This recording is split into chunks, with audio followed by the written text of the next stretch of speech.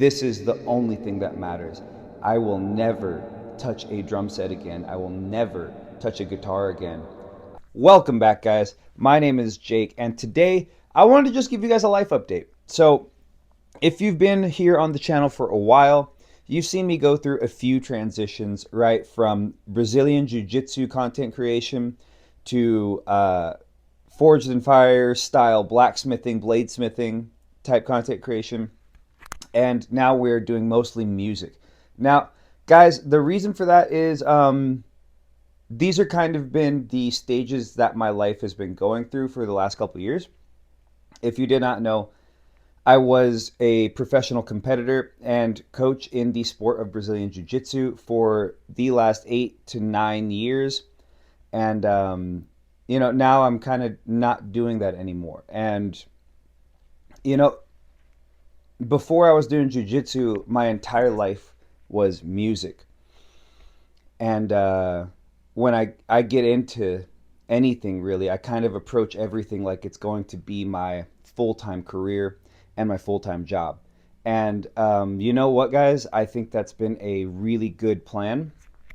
Well, debatable, but it's been how I've been doing things, and it does allow me to get relatively good at a lot of the hobbies that I've picked up throughout my life.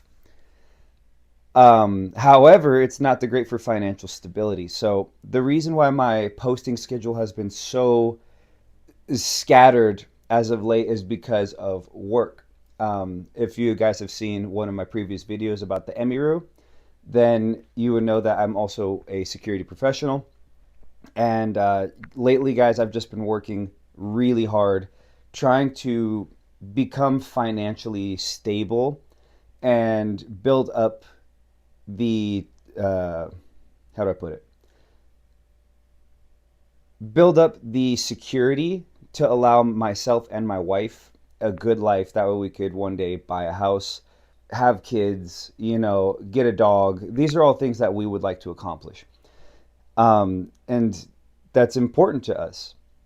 So the jiu-jitsu, the blacksmithing, the music, those never allowed me financial security. But I am a very lucky man. I'm so blessed to have a wife like mine because she can tell, she knows that there are certain things that I need to accomplish in my life or I just won't be okay. And I'll always regret not doing it, or at least not trying, right? So when I was fighting Brazilian Jiu Jitsu, she knew I had to do that because that was always something I wanted to do. I wanted to be that guy, and I was him for a long time. I think the part of my life where I coach full time and train full time and compete every opportunity I get is probably over. I might compete in Jiu Jitsu once or twice here. Um, if you guys didn't know, I made a lot of blacksmithing videos. A couple, probably only like 5 or 6, maybe less. But when I had to quit my job at Brazilian Jiu Jitsu, which is a story we will talk about another day, I do not want to get into that here. But when I left that job, I was insanely depressed and I couldn't find work anywhere. I tried selling, I tried doing sales, right? Doing solar panels, and then tried to get into like used cars. And then after that, realized that sales is a nightmare. I felt like Jim Halpert from The Office. And as if you've seen The Office, Jim Halpert is constantly regretting that and saying that he was wasting his life sitting behind a desk for a company that sells paper, something he doesn't care about. And that kind of stuff gets to me sometimes. So from the time I left my job as a Brazilian Jiu Jitsu coach, instructor, athlete, um, until I got my security guard card and some other certifications, all I had was making and selling knives. So I was lucky that I have a very, very big network of people who are supportive, who are loving, and were willing to, support my endeavors. And I made knives every day for about 6 to 7 months, and that's how we paid the bills. And that's how I fed myself and my wife when I could, but we were broke. We were dead broke, and my bank account would go negative every other day, you know. And then I would have to hustle and be like, okay, well, I have spring steel, I have propane, and I have a hammer.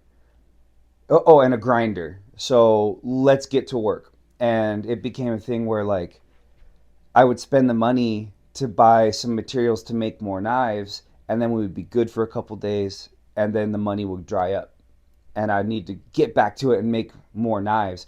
And the whole time we're doing this, I'm working in my knife shop, 12, 15-hour days, but I love it. It doesn't feel like 12, 15-hour days because I'm building up that skill. And I would say now I have a skill as a blacksmith slash knife maker that's pretty freaking good. If you saw my recent guitar trade video where I traded a knife for a guitar, and I hope you guys look at that Bowie knife and say, wow, Jake, that's actually a pretty nice knife. So game plan is still to eventually get onto Forged in Fire. However, because of my work schedule, I do not have time to blacksmith anymore. As of recently, I was working 70 to 80 hours a week, 7 days a week.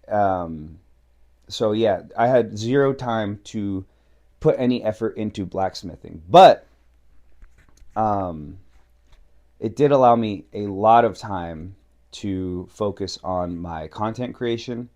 And the one thing that always comes back to me, the music. The music always seems to be something that I'm drawn back to. And I kind of explain it like this weird cycle where it's like my first band, we make a little circle, right? And then my second band, right?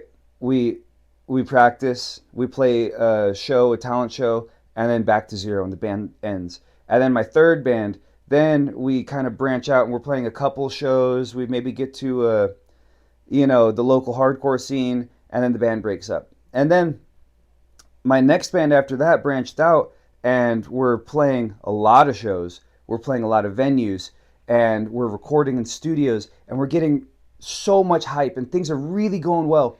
And then something bad happens, and the band breaks up, right?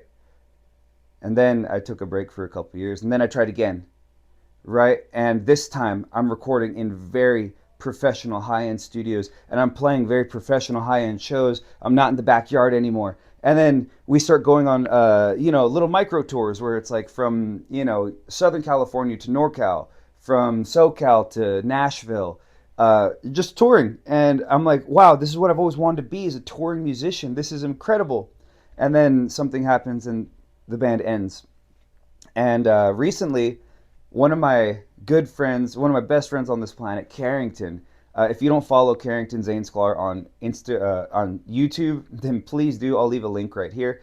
Carrington came to California because he lives in New Jersey, and he said to me, Jake, I feel like we should do some music, and we started a band called Kill the Cows. I brought in my other friend Taurus to play the bass with us, and it was just a three-piece group. We'd all done music before together, and we played shows, we wrote songs, we were doing awesome. We were talking about getting studio time, and this is also where I learned that you don't have to have a buddy with a garage. You don't have to have an open garage to practice music. You can rent practice spaces. I never knew that. I'm 30 years old. I've been playing music since I was 8, and I just learned about practice studios. So massive game changer. But yeah, Carrington coming to California really reignited something that I had lost in my pursuit of fight sports, which was my love of music. I don't know if I said this before, but when I get into something, I don't do anything a little bit. And it's not like my favorite personality trait that I have, but it's just how I tend to do this. I told myself when I was in jiu-jitsu, nothing else matters. This is the only thing that matters. I will never touch a drum set again. I will never touch a guitar again. I fight, and that's it. Anything outside of that is a distraction, and I won't do it. And when I lost my career in jiu-jitsu, I was lost.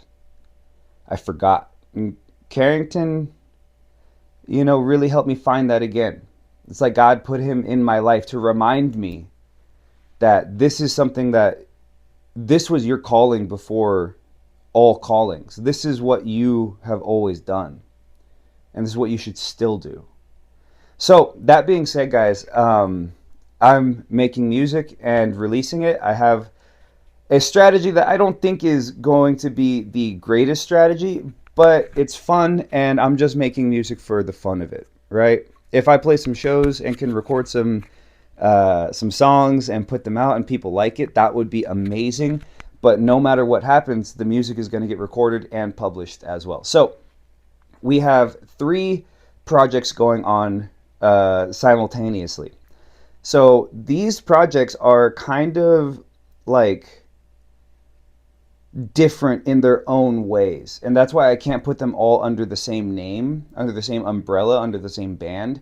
They kind of have to be their own separate thing. So the first one that I had the idea is my band thnak.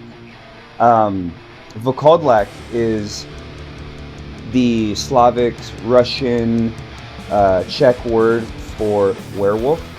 So the theme of this band was going to be like Sleep Token, like a anonymous, character-driven band. I actually wrote some backstories and included a novel that I was working on. Oh, I started working on a novel as well. It's called God's Blood, and maybe someday you'll be able to see that come out. Although right now we're in very early stages. But yeah, so thnak is tied to my kind of fantasy novel, where yeah, there's a whole backstory. I'll publish it someday and you guys can read it, but as of right now, I think I'm going to keep that in the background and just release the music.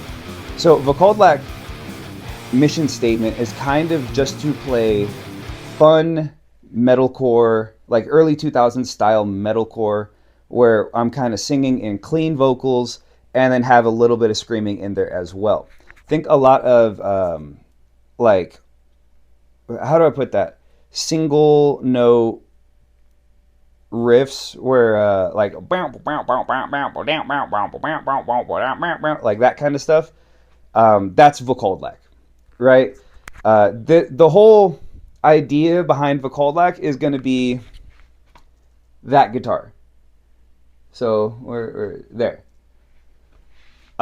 It's music that I can play with my Flying V2, and it's in drop C tuning. It's very, very cool, but it's different than my other project, American Bully.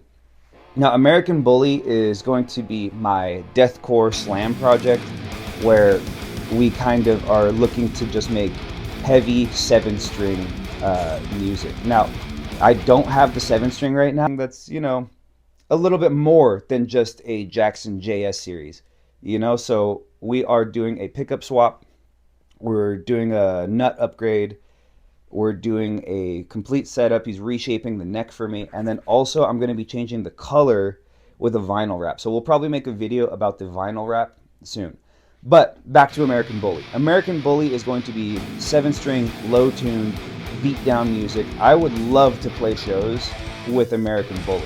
Now, I don't have another guitar player, I don't have a drummer, and I don't have a bass player yet, but we'll figure that out as we go along. The third project that I'm working on is just JL. That's it. It's just my initials, JL. That's kind of where I'm putting out like lo-fi hip-hop style beats. It's just something that I can do when I don't have access to my instruments, but I do have my MIDI controller. Yeah, I could just make little cute lo-fi beats here and there and just put them out, and if people like them, or if I could get on the girl doing her homework playlist someday, that would be really, really cool. So those are the 3 projects that I am working on simultaneously. I'm going to include some little sneak previews of the songs. However, from the people that I'm showing, I'm getting reviews that the mixes are muddy. Maybe the songwriting isn't as strong as I would like it to be before it's released. But that's actually another thing is a friend of mine, somebody who I met through the old vape community. Cool. And one guy I met through that was named Andrew Veretta. Now, Andrew, really awesome guy, one of the best guitar players I know, but he is mixing for a lot of bands right now. And I reached out and asked him, I was like, hey, Andrew, how much would it cost for you to mix a couple songs for me? He gave me a price, and I would like to have a couple of American Bully songs mixed before releasing them. So I'm probably going to do a lot of the cold lac myself. However, for American Bully, I would like that to be a little bit more polished and professionally done before it goes out. And I try to play some shows because I'm not going to lie to you guys. I love getting on stage. I love playing shows. My kind of dream and inspiration right now has been a guitar player on YouTube named Xander Raymond Charles. Xander, you really inspired me to kind of pursue this. I'm a 30-year-old man, and you know my family and my friends and a lot of people think it's kind of foolish to try to pursue a career in music, you know, at this age. Um, I might be older than you, but either way, I always thought I needed to start a band and make my band be the big deal thing that can support my dreams. But I realize I don't have to just rely on just my band. There's a complete industry around a hired gun. You can be a hired gun. Bands can hire you to play a couple shows, and you don't have to, you know, be there forever guitar player. You don't have to be there forever drummer. So yeah, I've definitely done that. Another guy who has inspired me a lot has been Drum Beats Online. He's the drummer for I Prevail. And yeah, no, he's just, he kind of talked in one of the videos about how to be a professional musician and how he quit his job and played at the church, and one opportunity led to another, and you just keep chunking away at it and you keep doing it. But I actually play at my church now, and I'm having a blast doing it. It is developing me in a way that I never believed was possible. Like learning how to play gospel style and like church style music is so much different than playing heavy metal and hardcore and deathcore music, right? It's not all blast beats. There's a lot more finesse to it. And I've never really listened to Christian rock music. So as I'm playing it, you know, most of the time when I play at the church, the first time I hear the song is about a week or a week and a half before I have to take it to the stage. So it's kind of forcing me to learn songs within, you know, 9 to 10 days and then be show ready by Sunday, because on Sunday you're playing 3 different sets, including a sound check. It has been a challenge. It has pushed me to my limits as a musician, and it has developed me and grown me in a way that I didn't think possible. And yeah, I think you know that's part of God's plan. And you know what? I know it's not a super popular thing in the metal community to be a Christian, but I don't care. This is my belief. This is my life. This is what I believe is, you know, God's plan for me, and that's something I won't back down from. I kind of don't like to put it all out on Front Street like that and kind of keep that part to myself. But I Prevail drummer, I don't know your name, but you definitely have a video that inspired me to do that. And playing music, not for myself, not selfishly, but in service of the church and in service of God, has definitely been uh, mind opening. It's opened my eyes to how little I knew before and how much I can still grow now. So yeah, thank you so much, guys. Yeah, so one of the last things I want to leave you guys off with was one of my personal like bucket list things. So one of my bucket list things has always been to play a sold out show at the House of Blues in Hollywood. Now, I don't know if it still exists, but there's definitely House of Blues here in Southern California. And my first real concert, well, my first concert was Earth, Wind, and Fire. And then after that was Cool and the Gang. So I really love funk music. But the the first couple concerts I went to were like rock concerts were the Flowbots. I don't remember how old I was or what year that was, but it was the Flowbots album release, and my brother took me to that where they played "I Can Ride My Bike with No Handlebars, No Handlebars, No Handlebars." So if you were there, then you know how big of a deal that song was. But shortly after that, like the next week, my dad took me to a real concert, my first real show at a club that was designed for rock music to be played, and we saw the Dead Kennedys play with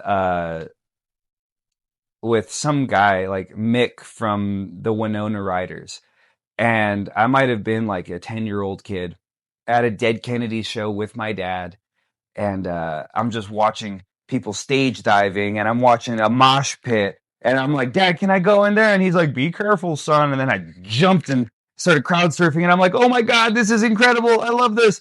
And I'm at a concert, and it's cool. And I realized that is what I want to do. So one thing for me has always been to play a sold out show at the House of Blues. If I could do that with my own music, that would be even better. That would just be the cherry on top. So, yeah, this is the arc where I'm going to play a sold out show at the House of Blues and hopefully get to tour. Hopefully, I get to record. Hopefully, all of that is in the plan. And that's what we're pursuing now. That being said, I'm still working my 9 to 5 job, my normal job, but that's just to pay the bills. The passion is in music. The passion is in bladesmithing. And I couldn't do it without the support of my loving wife. Um, I love her so much. She supports me through everything I do, foolish or not. Um, yeah, I couldn't do anything without her support because nobody really supported what I wanted to do growing up. But now she's here and she tells me, she's like, Jake, you have to do it. And knowing that she has my back, just knowing that no matter what happens, if I fail, if I crash and burn, she's going to be there to love me still. And if we make it, if I play the shows and I, get to be on stage again, she's going to be right there with me. So, baby, I love you so much. Thank you for the support. And to everybody out there, thank you for watching. Stick around. We've got some cool stuff coming out soon. Peace.